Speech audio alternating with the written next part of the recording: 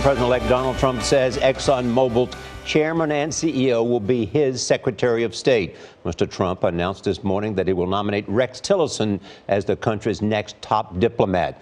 The decision ends a very public search process. Tillerson could face a confirmation fight because of his ties to Russian President Vladimir Putin. The president-elect said on Twitter this morning that Tillerson is one of the truly great business leaders of the world.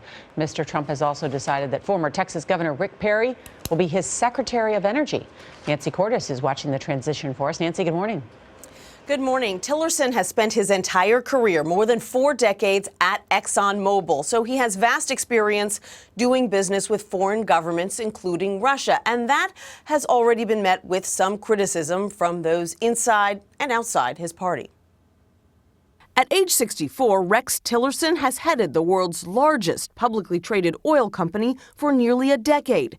Last year, he was ranked number 25 on Forbes' list of the most powerful people.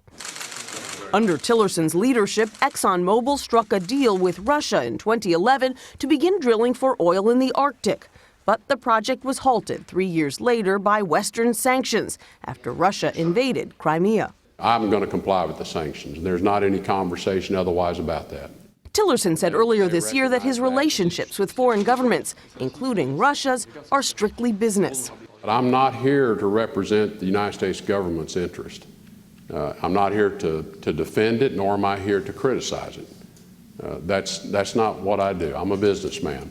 But if confirmed as Secretary of State, Tillerson will be America's top diplomat, representing U.S. foreign policy interests, and will need to navigate his 15-year history with Vladimir Putin. I have a very close relationship with him. I don't agree with everything he's doing.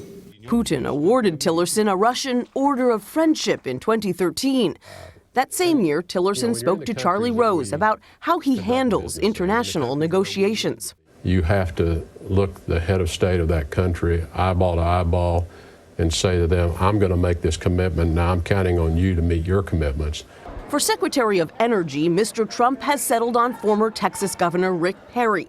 The two-time presidential candidate once proposed eliminating the Energy Department, though it famously slipped his mind at a 2011 debate. The third agency of government, yeah. I would do away with the education, the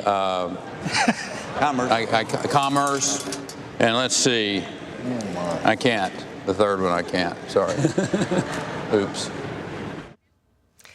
With those two positions filled, Mr. Trump is now pretty close to completing his cabinet. The president-elect hasn't held an official press conference since he was a candidate back in July. And late yesterday, he postponed his highly anticipated press conference set for this Thursday, where he was slated to explain how he's going to handle potential business conflicts. Gail, his aides, say the lawyers need a little more time to work out the details and that he'll hold that press conference early in January. All right. Thank you very much, Nancy.